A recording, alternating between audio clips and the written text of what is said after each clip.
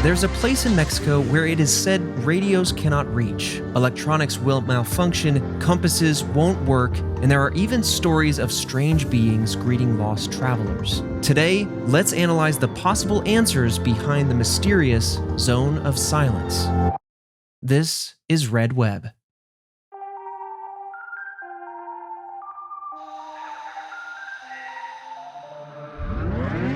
Welcome back, Task Force, to another episode of Red Web, the podcast all about true crime, unsolved mysteries, and the paranormal. I am your resident mystery enthusiast, Trevor Collins, and joining me, hearing about this case for the very first time, Alfredo Diaz. Zone of Silence? Yeah. It's like that thing in Dune when they put the cone down, you can't hear anything, and the Bene Gesserit don't know what you're talking about. Yeah. I mean, seriously. Interesting. I like it. It seems kind of sci-fi-ish, which I'm all about. So I'm very much looking forward to diving into this. Yeah, it's like one of those mysterious zones on the planet where things go haywire. I mean, we did a whole episode on the Bermuda Triangle, a lot of really fascinating theories as to what's going on there. Some practical, some paranormal. Love it. But this one is in northern Mexico, kind of to the southern edge of the state of Chihuahua.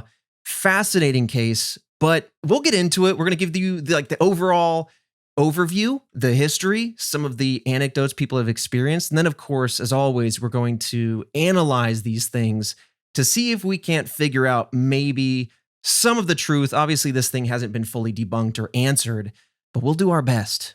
But before we do, I want to give a huge shout out to the task force over on patreon.com/redweb. Everybody over there supporting this show gets it ad-free, a bunch of other bonus stuff we'll talk about later, but it supports us directly and it's the best way to help us stay indie. So thank you so much. And we also have merch.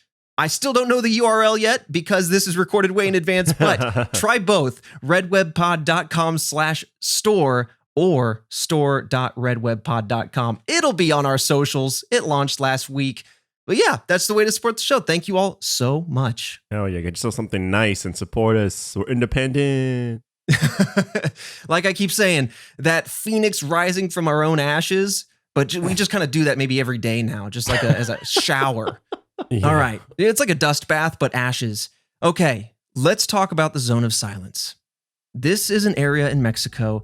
It's also called the Mapimi Silent Zone because it is a section of the Mapimi Biosphere Reserve. That is the subject of myths and urban legends, and it's sort of like Mexico's Bermuda Triangle. Mapimi is a protected ecosystem by the government of Mexico as it is home to many countless unique and endangered plants and animals. It's one of those common just green spots, and I'm glad they have it. It's a vast, remote area covering, I've never used this unit of measurement before, but 400,000 hectares, or in the clunky American terms, 1,544 square miles. Okay, there you go. I get that. I normalized it for you. All right, yeah. All right, I understand that. So the Zone of Silence itself, Jillian and I were really trying to figure out where exactly it is, but it's a rough area. And so we can't really find the specific size of it, but it's roughly 30 miles across or 50 kilometers across. And it's kind of like an oval sphere shape.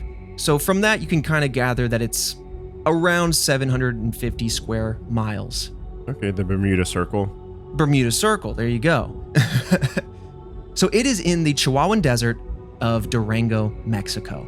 In fact, each of the closest towns of this very remote area have very small populations. You have Escalon, Mexico, which only has 1,000 people. It's about 29 miles or 57 kilometers away. And then you have Caballos, Mexico, which has about 3,000 people, 48 miles, 78 kilometers away. So we're talking pretty remote. Now, according to the stories, and as the name implies, when entering the Zone of Silence, radios lose all signals. In fact, compasses, which are based on the magnetic field of the planet, also begin to malfunction, and various electronic devices seemingly stop working properly. It's also been claimed that the Zone of Silence has higher levels of radiation, and that some of the plants and creatures due to this radiation have begun exhibiting signs of mutation. Wait, this is like, that is proven fact? Like for real? That's what is being claimed. Now, this is where I start to open up the idea that a lot of these anecdotes are just kind of, this is what is seen, that is what is claimed, and we struggle to really find grounded, so-and-so went here and saw this specific thing. We have a few of those, but there's not as many stories as the tales would kind of indicate. And this is where I was also talking to Jillian, like, isn't anybody going to go out there with some sort of Geiger counter to start looking? Or do we know for a fact that there are mutations?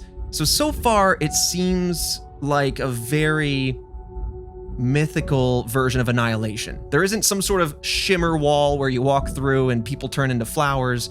It's so far an interesting story, but these are the claims. I was about to say, just take people over there right now. Right. You know? Yeah. But we'll get into maybe some of the origin of these claims. We're going to start to try to debunk some things, but we're also going to try to lean into what is claimed. A lot of things to unpack here. And of course, in addition to these other things, we have aliens in play. There have been sightings of strange, tall, blonde beings. I mean, can we not go over right now with the longest telephoto lens on a DSLR and just start snapping photos? That's a great question. I feel like this is a long day drive away. We don't even need that long telephoto lens. We can just get over there. You know, I got a point and click. We can make this happen. Yeah, I feel like we can go debunk this right now. I'm with you. I feel like just out the gate, just the pragmatist in me, you know I love mystery. You know I want to lean into the paranormal. I want to believe. But I got the urge, the feeling that I got to debunk. And then anything I can't debunk, you know, I just go, wow, that's awesome. So I'm with you. So far, the claims are fascinating, but feel highly scientifically demonstrable, as it were, or like reasonably explained. Yeah, I feel like we could point like every camera under the sun and then just debunk this thing. You know what I mean? Yeah. I'm talking like everyone with a DSLR camera. You got a Google Pixel. They got great camera lenses on that. You get any iPhone 13 and up generation. Just start pointing. Got big zooms on them. Yeah, just start pointing at it. You'll be fine. We'll find something. Someone's going to bring their 90s VHS camera, and they're going to be the only person that gets evidence. I'm just telling you that right now. Yeah, exactly. And they'll be the only one, and it'll be very blurry. We can't quite tell. It seems to be the standard fact of the matter whenever UFOs or something is like alien-esque is in play. It's got to be a little lo-fi. But let's walk it back. Let's talk about the history of this area, and then I'll step into some of the kind of the stories, some of the more specific accounts, and then of course each of the theories I'm very excited to get your take on. I feel like your gut check is going to really come to play in some of those. So before even getting its name, unexplained phenomenon seemed to surround and be reported from what became the Zone of Silence for quite some time, as has been reported by Strange Magazine, or Strange Mag.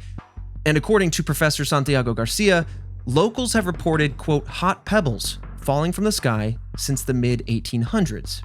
So Garcia studied the Zone of Silence for much of his career, though we admittedly could not figure out where exactly he was a professor, and some of the sources actually called him a pseudoscientist, just to be completely transparent about it all.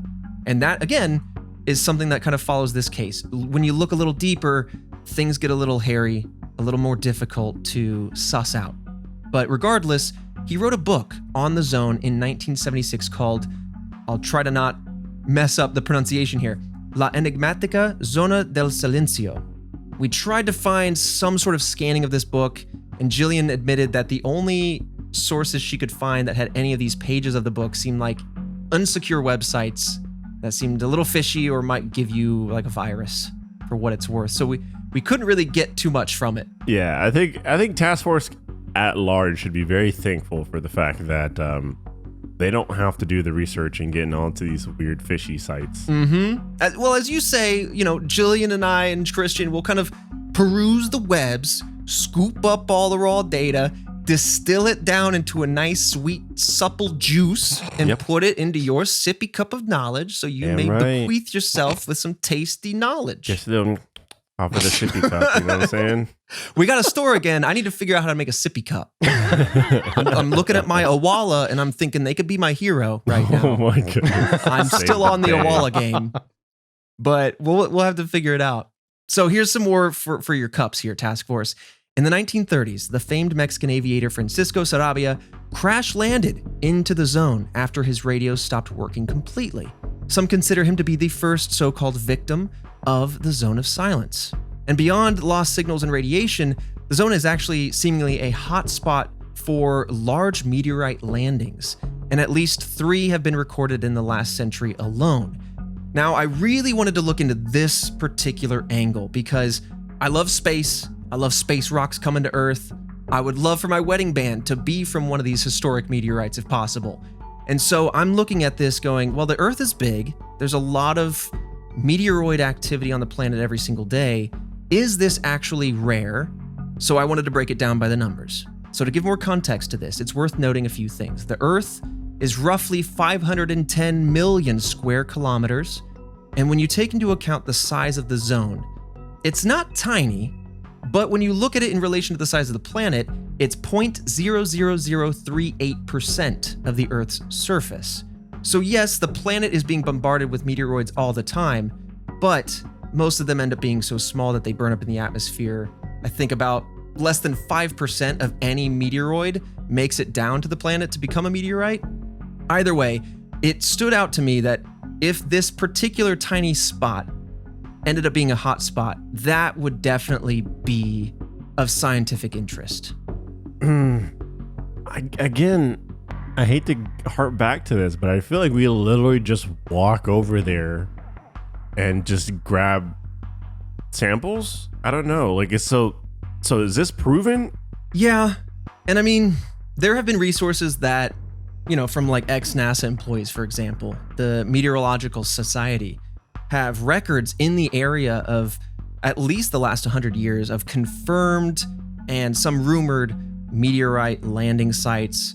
Sometimes the size of them, like the weight, sometimes the composition of them, if you can have that. But I feel like you're totally right. There's something provable or debunkable with this. Yeah. Because if it is an actual hotspot where it's pulling in meteoroids and meteorites constantly into this tiny spot, then I don't know why we aren't looking at it. Like, what is causing this spot to attract them? But on the whole, when I look at the greater Mexican area, it doesn't seem like it's getting any more meteorites than the next place. But there is one standout meteorite that we'll talk about in a second. But according to Atlas Obscura, 2 of these 3 meteors landed in the same ranch. So not even just the zone, but on the same ranch, one in 1938, one in 1954. And of course, we tried to look into these to figure out whose ranch, who was the person that saw these things, what were the size, any details, and we really struggled with that. But we did find, again, the Meteorological Society, who is, I think, run by an ex-NASA employee, and he's got records of at least 2 different meteorites, one in Jaralito in 1977 and one in Escalon in 1979, basically very, very nearby to the zone. So again, if we're looking at a surface level and people are going to make claims about meteorites, you can at least use the accurate one. I don't know. So a little fishy. Yes. That I can't find the further details. It's starting to feel more legend and fascination than grounded in reality. But it's still a fascinating zone nonetheless. Yeah, I think it's very interesting. I feel like there's a lot here that's kind of proven, which makes it a little terrifying at the same time. Like, we do have some meteorites here in a pretty, 2 within a 2 or 3 year span. Yeah, which is interesting, but I mean, that could also be coincidence. Now you start going 5, 6, 7, 8 times, and then yeah, who's the alien sharpshooter in the atmosphere? You know what I'm saying? Like, what's going on here? I think what makes this more interesting to me is the size. You can say 3 in the last 100 years and nobody bats an eye, but if you say 3 large meteorites, which I think is the claim, that they are larger in size, we're talking tons, not a few inches across, not a few pounds, but we're talking tons, then yes, now we do have, on the whole, a more rare event, and for all of them to be in one spot. Now we're cooking. But again, I want a little bit more of that tactile, tangible evidence, Yeah, I agree. And I just feel like we're so close, you know what I mean? I feel like we, just someone go and step over, have Someone. Who's to say people haven't tried and the government shuts them down, you know? But that's starting to get very tinfoil hat like. Sure. I mean, the government does come to play. They do come to play. In fact, let's dive into that. So with all this said, it wasn't until 1966 that the area was given the name Zone of Silence. And this was from a man named Harry de la Peña, who was an engineer at a petroleum company operated by the Mexican government, Pemex, or P-E-M-E-X. He was hired to explore the desert of Chihuahua for oil, and so this is why he's in this area. The name arose after he experienced countless problems with his radios across multiple trips, not only just himself, but with a group of individuals surveying this area. And okay, now that we know that there's a bunch of radio signal issues, we dub it the Zone of Silence. Nice little fun colloquial term, but it really stuck. And I think from there started to spread out even further. So now that we're in the 60s, this is where the third of the initial 3 large meteorites come into play. Now this one, we did have more information on. This one is factual. So in fact, they know exactly when it landed. So around 1:05 a.m. on February 8th, 1969, the Allende meteorite fell near the zone. And to be clear, it fell in Allende, Chihuahua, about 100 miles north, or 161 kilometers away. Now, to be a little bit of a party pooper, this is 100 miles away when the zone is about 30 miles wide. So we're talking 3 times the zone away, if I'm really splitting hairs. But the idea is that this area attracts meteorites and other things due to magnetic anomalies that we'll talk about later. And so, yeah, it doesn't have to land within the zone, as the story goes. It's just that it pulls and attracts it closer to it. Does that make sense? That's true. I mean, it could be kind of like a magnetic field for sure. Yeah. And I do think that that is something very, very fascinating because it could answer for a lot of the things we're talking about. And again, we'll dive deeper into that in the theories, but the idea of this Allende meteorite is still quite notable despite it being 100 miles away. Now, this meteorite was witnessed by many people, including a resident of the zone itself, Benjamin Palacios, who told Atlas Obscura it woke him up that night with how loud it was. And of course, as many people described them, he described it as a ball of fire cascading through the sky. So another thing that's interesting about this Allende meteorite, despite its size and its proximity, is that it is the largest carbonaceous chondrite ever found on Earth. Now, I hear everyone going in the world, I know exactly what that is. I drink my knowledge every day. Mm-hmm. Now, I'll explain it for you, Fred. Sorry, I made you the target. Was thinking the exact same thing. I'm sorry. I know exactly what that is, but if you want to go ahead and explain it to the task force members, Right. I gotta be thorough. You know. Okay, so this is a class of meteorite defined by their high concentration of carbon and its compounds.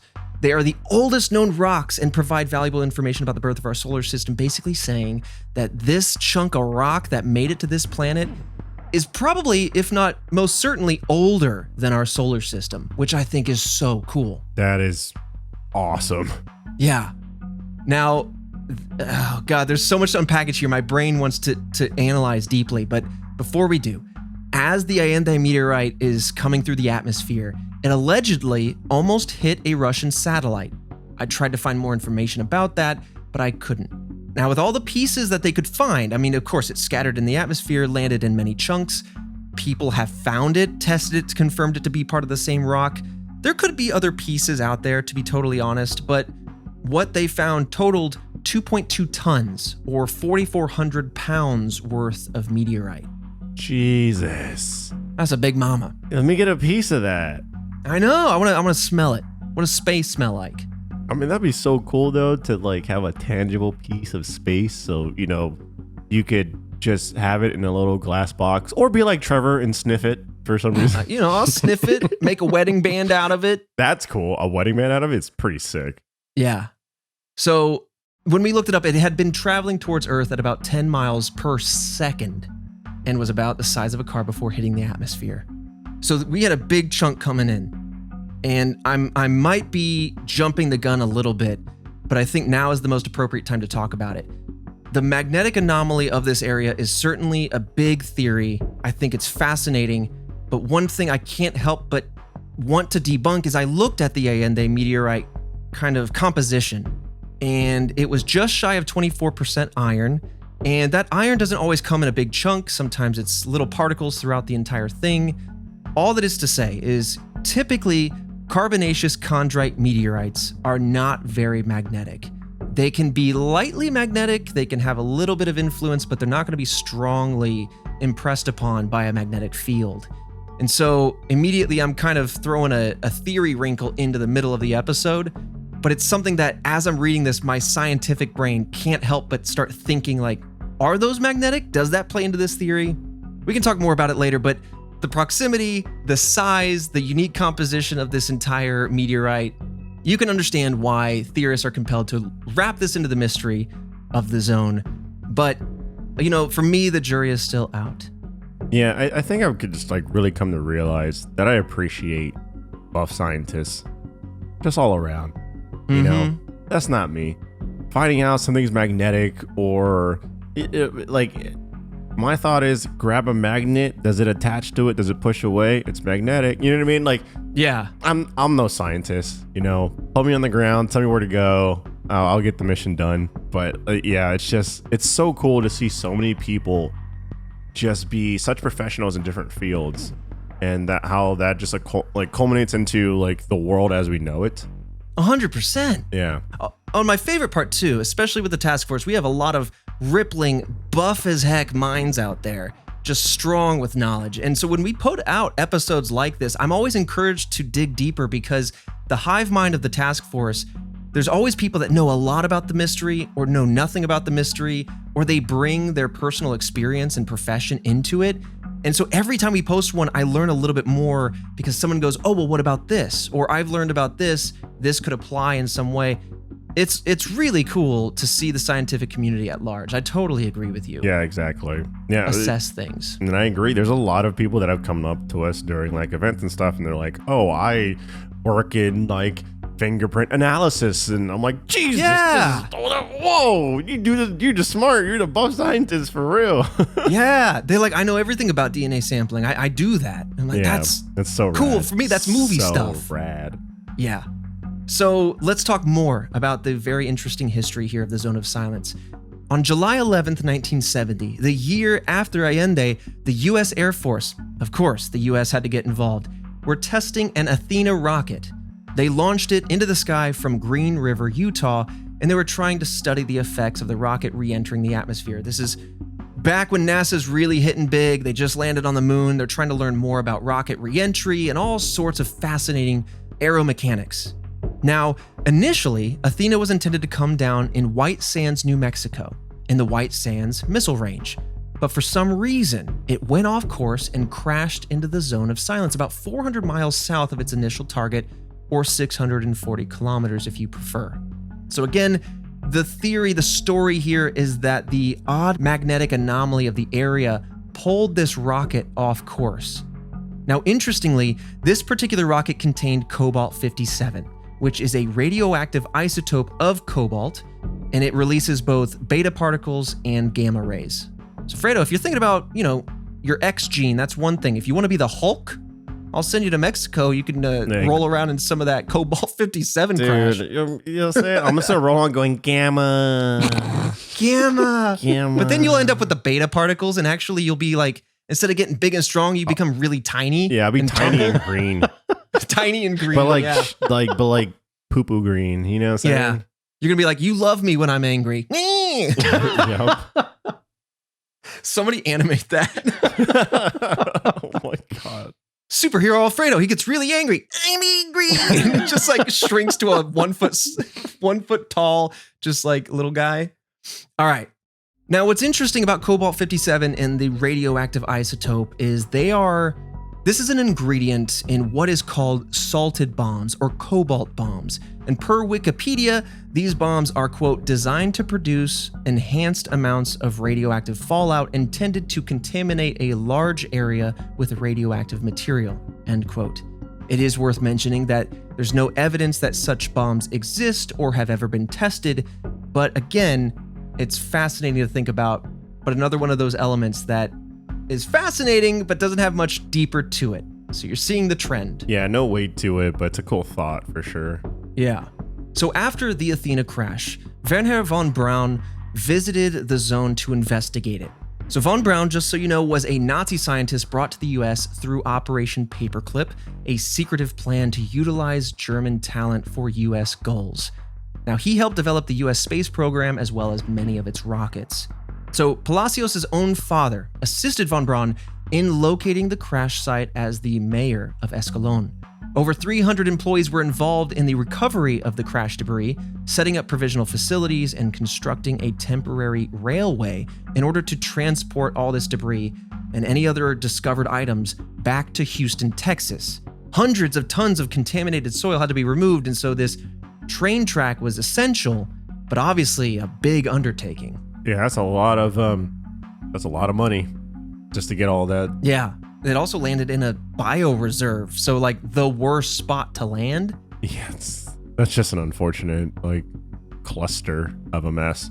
Yeah. So their need to gather every bit of this debris is obviously part of the location that they're in. They want to clean up the mess they made, but it has also inspired some conspiracy that the US government was up to something that they didn't want anyone else to see. You know, they were gathering other things. They were studying other items. I mean, doesn't take if you had the authority and the money and you wanted to get into something, but you didn't want to make it look too suspicious, just make it happen. You know what I mean? Like in the sense of let me just set up this crash here. Right. No one gets hurt. But then now we have this major excuse to get in there. Everyone's obviously going to say conspiracy, but at the end of the day, it's not an insane amount of attention. We'll still get away with it. Yeah. It's like that scene in any old tropey high school movie where someone's like, whoops, and then they throw their pen down the hallway and they go, oops, I dropped my pen. Guess I gotta go over there now. And so I get it. You know, you got the government scooping up debris. They got a rocket crash. But they also hired local security to prevent anyone from the outside of the employees of the area from seeing the missile and perhaps what they were up to. Again, inspiring some more conspiracy. But to me, if you're hiring local security and this is a US government secret, the idea that locals would be able to then see it because they're the security and then they could tell their Mexican citizens, I don't know if it plays. I don't know how you feel about that. Yeah, I don't know about that. I don't quite know if that plays the way I think most people think it might. I get it. Maybe they set up a perimeter and they don't know what's going on behind them, but they stop people from coming in. But my gut was if they're the security, they're going to know a little bit. Yeah. And then therefore you have already loose lips potentially. Yeah, some part will be compromised in a way. Yeah. Either way, after finding the rocket and cleaning everything up and moving out, the railway was destroyed. All that is left from this event is a small plaque in the zone commemorating where the rocket was found. As a result of these events, wildlife conservationist Andrea Kaus wrote in her dissertation on the Zone of Silence that some locals see it as a place where, quote, things fall from the sky. From hot pebbles to meteorites, which could also kind of be hot pebbles, to rockets. So far, we have a lot of accounts of skyward accidents. We had a plane, actually, in the early 1900s crash land there. This episode of Red Web is sponsored by Cato's Coffee. Are you a coffee lover? Then look no further than Cato's Coffee, which offers a wide selection of roasts, single origins, blends, and more. They also offer K-Cups, whole beans, or a variety of grinds and wholesale sizes.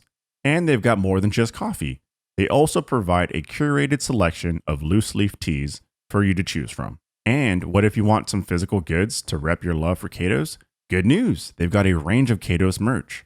Now, where did the name Cato come from? The company was started in honor of their CEO's bull terrier, Cato, who grew up on a farm, has been kidnapped 3 times with successful recovery, and has now retired to a life of luxury and safety with his owner. To honor Cato and his story, Cato's Coffee aims to donate a portion of all profits to help local animal shelters and the environment. I love Cato's Coffee. It's a nice, easy way to get something delicious, smooth. They got a great variety. And then on top of that, I've got 2 dogs myself, 2 corgis. So why not get my cup of coffee, but also be able to have some of those profits go to animal shelters and the environment? You can't go wrong. Visit www.catoscoffee.com and use promo code REDWEB10 to get 10% off your order and find something to suit your tastes today. Whether it's taste buds or a taste in fashion, Catos has something for everyone. This episode of Red Web is sponsored by Privacy Hawk. Privacy Hawk is your all-in-one data management app designed to help you regain control of your personal information. It automatically manages who uses and shares your data, allowing you to opt out and delete your information from thousands of companies and data brokers. Privacy Hawk safeguards your privacy and prevents data misuse. In addition, they provide comprehensive ID theft protection. Privacy Hawk scans across thousands of databases to identify exposed data, then automatically sends opt-out requests to delete your data from the web. This reduces fraud risk and actively protects you from ID theft. And at Privacy Hawk, Platinum Plan offers benefits like dark web and data breach alerts, identity theft recovery insurance and restoration, and live phone support. Just recently, there have been a multitude of huge companies that I use that I know others use as well, and they've had their information breached, which is my information, which is really unfortunate. Having Privacy Hawk helps me get on top of that a lot faster. And then also, they also help me opt out of so many different companies that use my data and sell it. So having Privacy Hawk really helped me just go ahead and clean the board and have that privacy and safe peace of mind. Download Privacy Hawk and get your free privacy scan. Use our code REDWEB20 for 20% off their Platinum plan. So with that, let's move out of history and start talking about more stories and accounts that have helped keep the legend of the Zone of Silence alive. So of course, broadly speaking, we have sightings and accounts of strange beings, mutated plants and animals, UFO sightings, electromagnetic anomalies, meteorites, a lot of the things we've covered. A few interesting stories actually come from Strange Magazine, and we'll talk about one or two here. When reporting on the Zone of Silence, there's one story from October 13th, 1975. Ernesto and Josefina Diaz, while collecting rocks in the desert, were actually caught in a rainstorm that trapped their truck in the mud. The two unusually tall men then showed up out of nowhere wearing yellow raincoats, helped them free their vehicle, and then disappeared without leaving footprints. And another story that's kind of similar, a few years later, you have journalist Luis Ramirez Reyes and his photographer. They ventured into the Zone of Silence in November of 1978. They themselves also got lost and then encountered three mysterious figures who guided them towards the biosphere, basically saying, head in this direction and you'll be able to get out and get to where you're needing to go. Despite reaching their destination, they learned from Harry de la Peña, the man who named the zone, that no one was in the desert except the biosphere team. So once they got to their location, they started thinking, well, hold on a second. Who were the people that helped us out? Did you guys see them? And it seemingly seemed that only Luis was the one who encountered these beings. Nobody else saw any other vehicle or any other entities out there.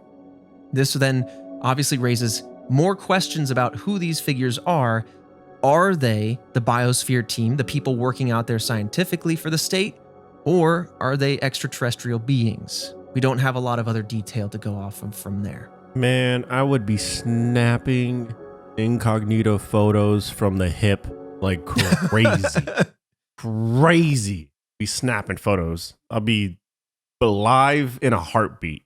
Mm-hmm. Like, yeah, let me just go ahead and see if I can contact 911 or something. Oh, no, I couldn't. And then just have it live and like pointing up. Yeah. Like, yeah. Man, it just beings that are like helping. Interesting. I mean, it's cool that they're like helping and being helpful. It's just one of those things, man. I just wish there was something, you know? Yeah. I mean, I want so much to believe in it, but I also am now picturing aliens or beings in yellow rain jackets. And it doesn't fit the stories we normally hear. Yeah. But who knows, you know? I would love the idea, Fredo, of Fredo Sees Things. That's your whole TikTok account, and it only goes live when you've got an emergency that you need to stream. Oh, So yeah. everyone follows. It stays silent for months, if not years, but then suddenly you get a notification. Alfredo Sees Things is live. Whoa, what's he? Dude, you know you got to get in there because you know it's something wild. Right. We need to get in there and debunk this. Oh my God, am I witness. having a conversation with Bigfoot? What? Whoa, is that a mermaid? Yep. Interesting. Lots of possibilities Government here. would shut me down so fast. Oh, man. So, of course, yeah, these are the most detailed stories we can find regarding these strange blonde beings. In fact, I didn't see a lot more on the blonde part of it all. I know that they're tall. They seem like leggy blondes. Flight of the Conchords reference. And that's it. Like, what really gets me a little cynical is that a lot of the stories are just claims of other stories. And so they all kind of point the finger Spider-Man meme style, like, oh man, this happens and this is seen. I'm like, right, so what's the story of that thing being seen? Oh man, you don't want to know. You know, like, I do. Give me the meat.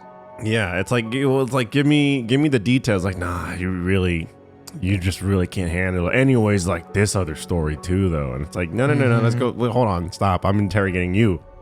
Yeah. Yeah, they're all very interesting little stories. Man, it's a mystery. It's a mystery. It's a mystery. But it's just like someone take a photo, someone like have something of tangibleness that I could like sit there and like, oh, he dropped this coin, and all of a sudden like I don't know. Not that it's gonna do much for me, but it's like I want something. Yeah. Fredo's rule of thumb is if he can't fax it, he doesn't want that evidence. That's what I'm saying. Let me fax a coin. What's going on? Right. You can scan that in there. So there's another person, Benjamin Palacios, told Atlas Obscura this, quote, I was 12 years old when a light appeared from above and completely encircled us. I was traveling with my brother in the zone. We didn't know what was happening. When we got back to the ranch, we realized we had lost 2 hours. Time flies when you're having fun. Yeah, I mean, that just could be the fact that like time, you just lost track of it, you know? Like sometimes, I mean, people do that all the time. Like, oh man, we've been playing this video game or we've been playing board games for past hour, and people are like, oh, it's been 3 hours. Like, what? Yeah. I mean, for sure. I think time dilation is always fascinating. It's a man recounting his youth, and so, you know, there's a lot of memory in play, and memories can have faults.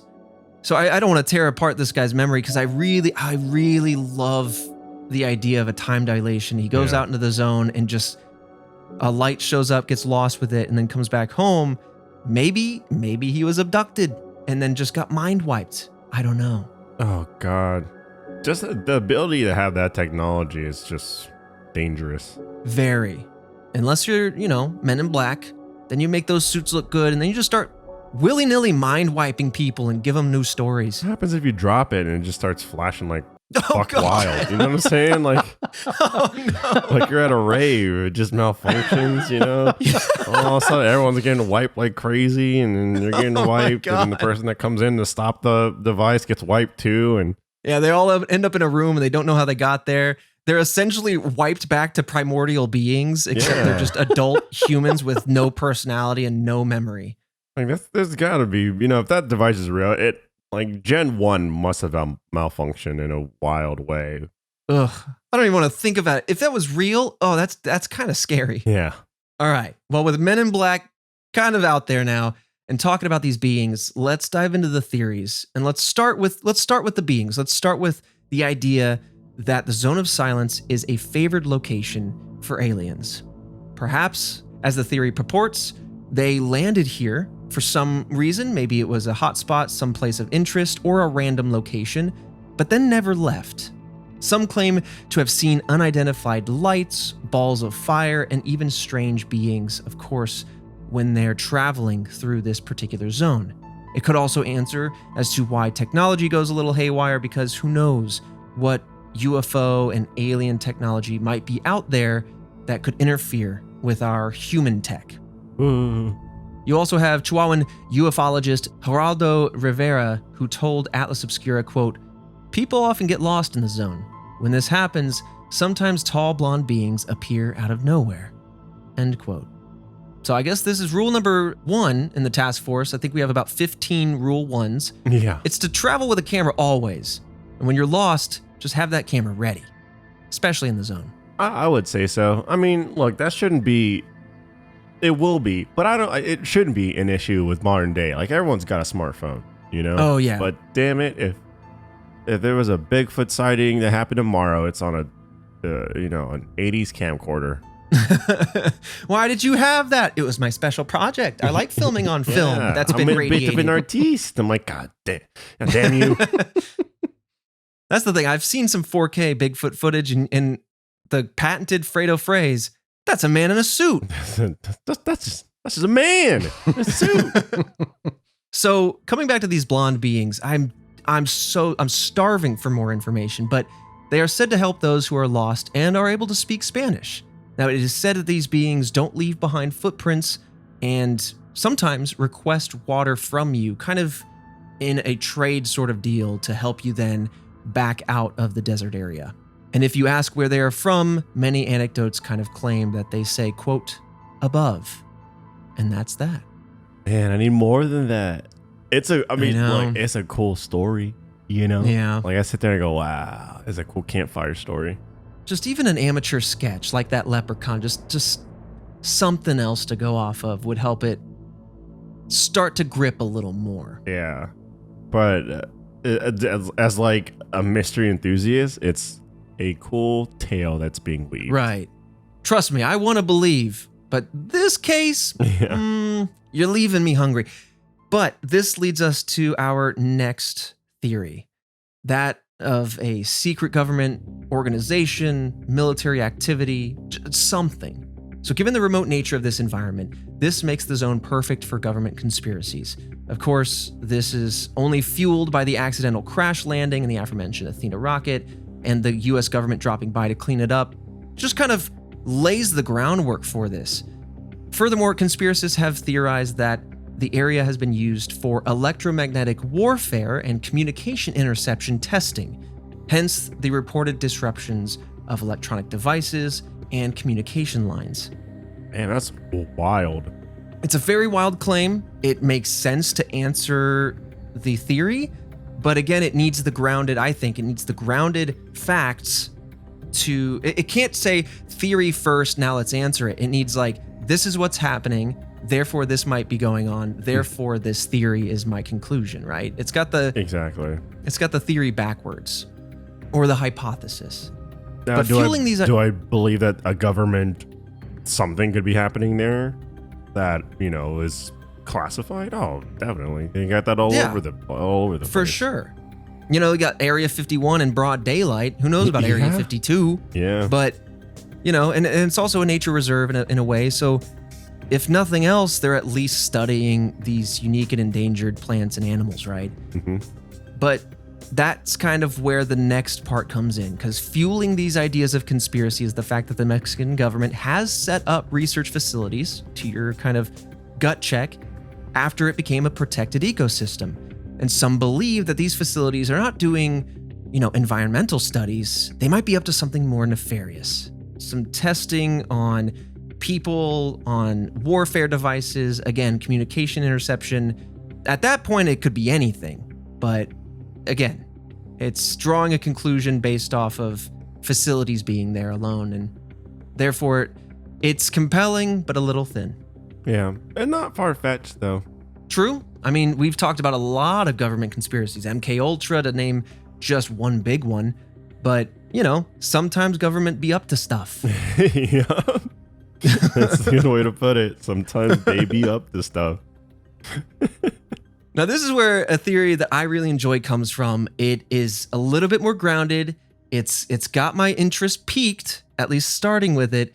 And it actually comes from zoneros, a name for the people that are interested in this zone and the phenomena that happens in the zone of silence. They have a nickname. So, if you're interested, task force in the zone of silence, consider yourselves part of the zoneros. Now, that is the theory of some sort of global or local magnetic anomaly, something that is attracting these meteorites, as I indicated, attracting satellites, and then also interfering with radio signals and compasses. Of course, compasses seem to be not technological at all. And so I'm always very interested when radios, phone signals, and compasses all kind of go out at the same time, because they're all operating within the same mechanical physics, but they use different things, right? One's a magnetic field, one's an electro field. There's a relationship there, but I don't know. So that's why magnetic anomalies really stand out to me. Yeah, I mean, it also could literally be just the minerals in like the soil that throw it off, too. 100%. Absolutely. And that's where I'm like, can we get out there, not fuss around with the endangered things? And, I don't want to interfere with the environment in this place. Right. But is there a way to test the magnetic field? Is there a way to search for ore? Maybe there's just a very concentrated magnetic ore in this area. I don't know. This is how much I know about magnets. But who knows? But with this theory in mind, and my colloquial knowledge of science in mind, this is where some people say that it might be how magnetic waves function in the area. Others suggest that there could be deposits of magnetite deep beneath the surface of the Earth. Magnetite is a magnetic mineral whose primary component is iron oxide. I believe it's iron 2 and 3, and that's digging way back into chemistry.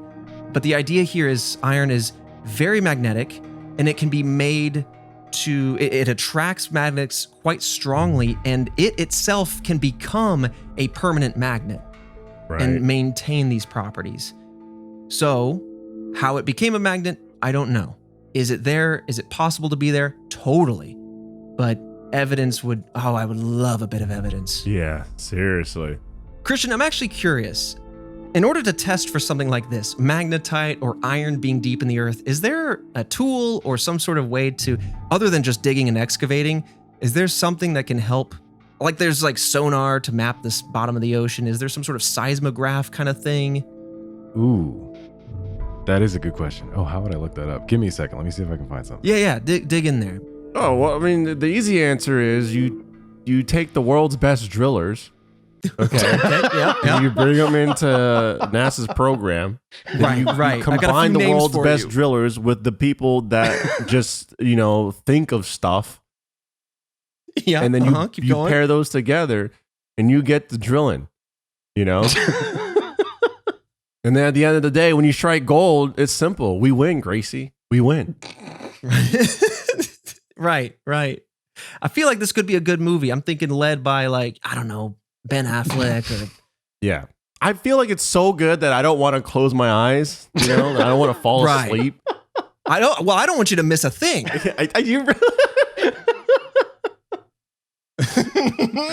So good. I got to pat ourselves on the back on that one. Well done. When you first said it, I think we get the world's best drillers. I went, hold on a second. And then you sent him to NASA and I said, period. He said, you son of a bee. I did. Got it. All right. So adding my own kind of flavor to this idea. The theory states that the area's magnetic field is strengthened by the presence of meteorite debris. And so my take is, ignoring the carbaceous meteorites that might have fallen here that we know about, it sounds like this theory could be grounded in a reality where maybe there is a unique and strong magnetic anomaly here, whether it be iron oxide or just some sort of magnetic ore.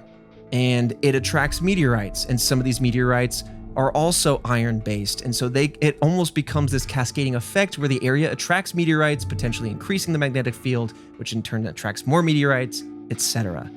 That hasn't been seen, it hasn't been noted, but maybe on a larger time scale, that could happen.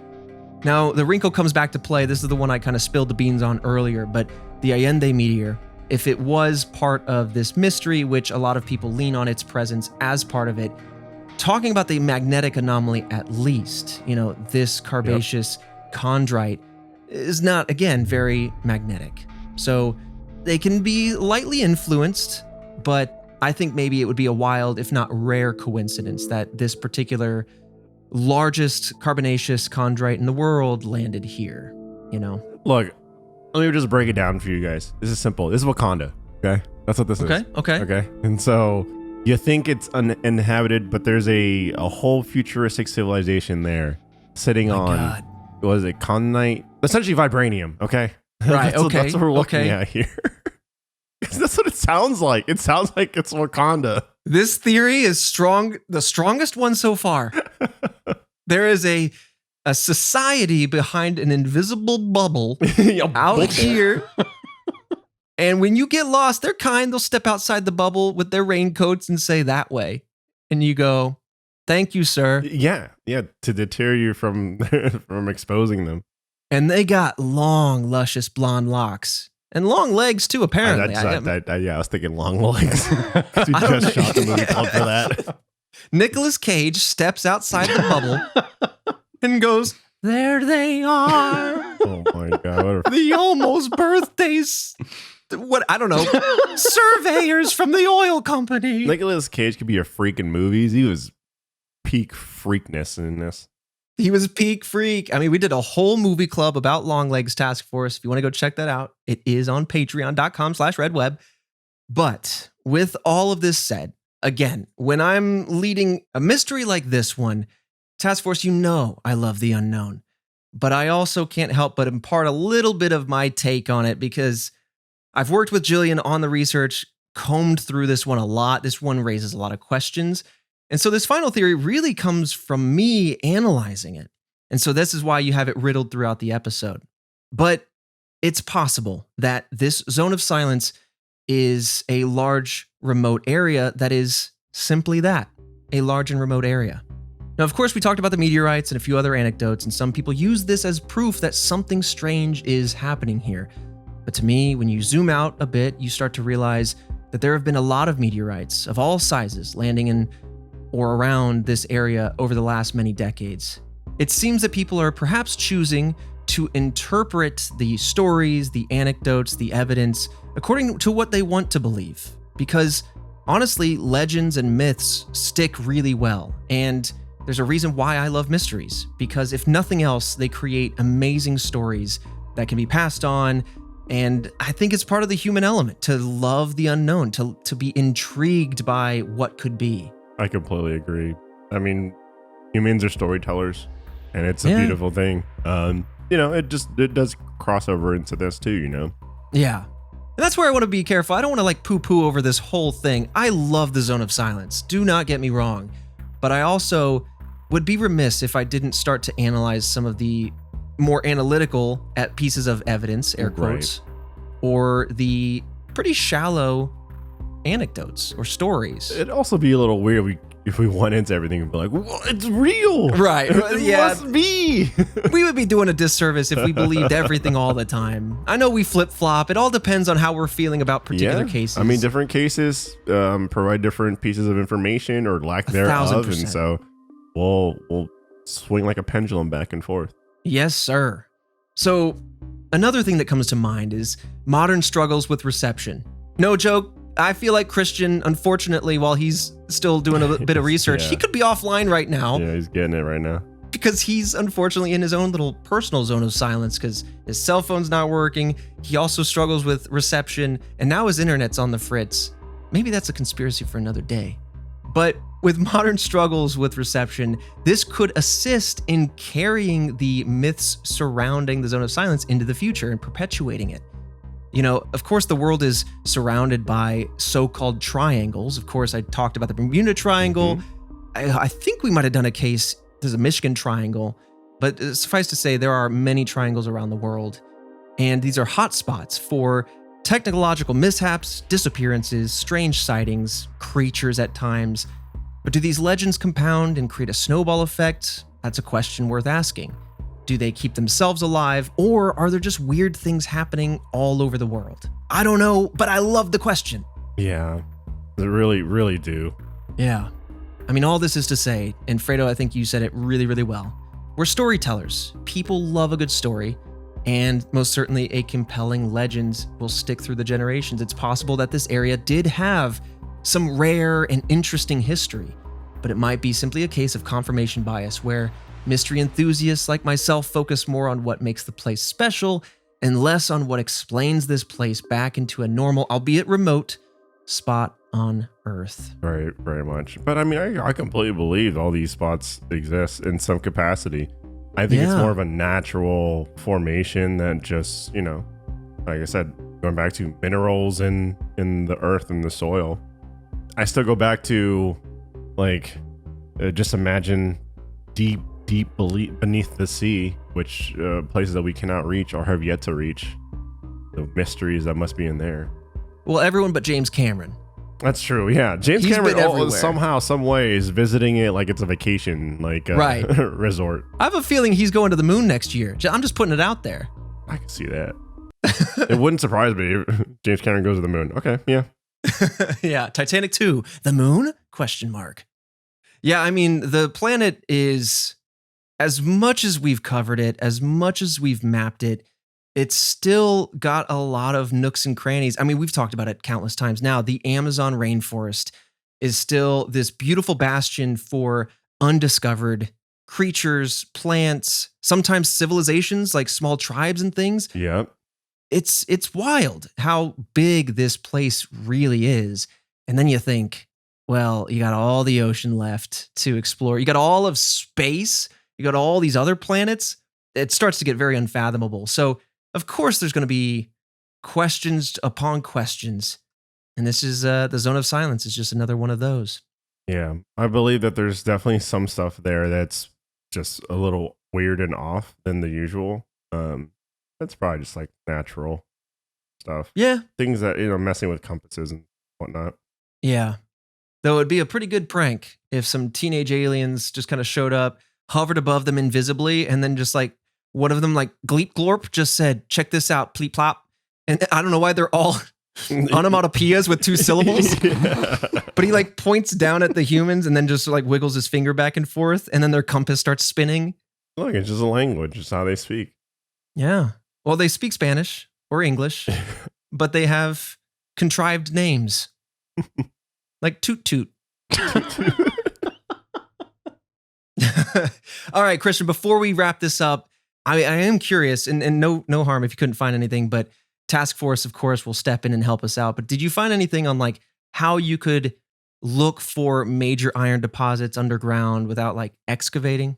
So it was a surprisingly simple answer. There is this device called a magnetometer, which there are different kinds of magnetometers, but those can be used to try to detect magnetic fields or magnetic fluctuations within the Earth's surface.